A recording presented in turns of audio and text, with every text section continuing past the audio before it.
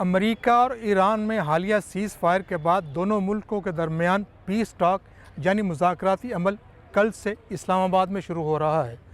اس پیس ٹاکس میں حصہ لینے کے لیے دونوں ملکوں کے وفود میں شامل افراد اور سیکیورٹی کا عملہ اسلام آباد پہنچنا شروع ہو گئے ہیں۔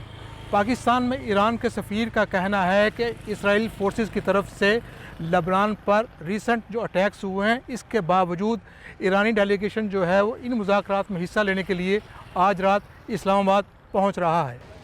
ان پیس ٹاکس میں حصہ لینے والے افراد کو ریڈ زون میں واقع ایک 5 اسٹار ہوٹل میں ٹھہرایا جا رہا ہے۔ اسلام آباد کی ڈسٹرکٹ ایڈمنسٹریشن نے ریڈ زون کی حدود کو ایکسپینڈ کر دیا ہے اور ریڈ زون کو 0 پوائنٹ سے لے کر فیصل مسجد تک ایکسٹینڈ کر دیا گیا ہے۔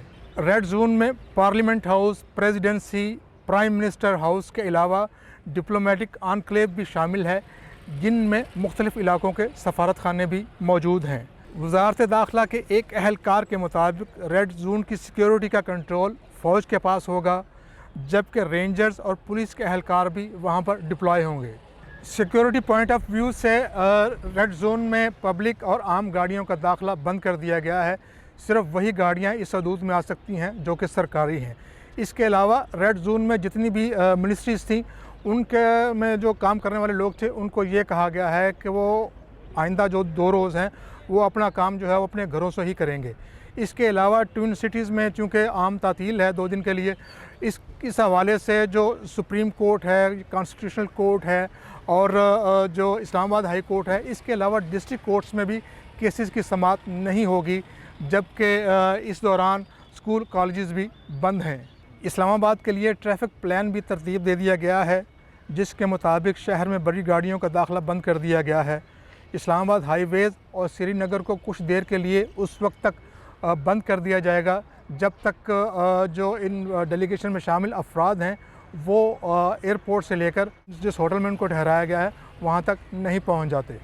دوسری جانب پاکستان تحریک انصاف نے سابق وزیر اعظم عمران خان کی رہائی کے حوالے سے جو آج راولپنڈی میں احتجاجی جلسہ کرنا تھا اس کو منسوخ کر دیا ہے، اور پی ٹی آئی کا کہنا ہے کہ احتجاجی جلسے کی نئی تاریخ کا اعلان جلد کر دیا جائے گا۔ اسلام آباد اور راولپنڈی میں چونکہ سیکشن 144 امپوز ہے اور اس کی وجہ سے کسی بھی مقام پر 5 یا 5 سے زیادہ افراد اکٹھے نہیں ہو سکتے۔ امریکہ اور ایران کے درمیان پیس ٹاکس کی کوریج کے لیے انٹرنیشنل میڈیا سے تعلق رکھنے والے افراد بھی پاکستان آ رہے ہیں۔ پریس انفارمیشن ڈپارٹمنٹ کے ایکسٹرنل ونگ کا کہنا ہے کہ 50 سے زیادہ صحافیوں نے ویزے کے حصول کے لیے درخواستیں دی ہیں۔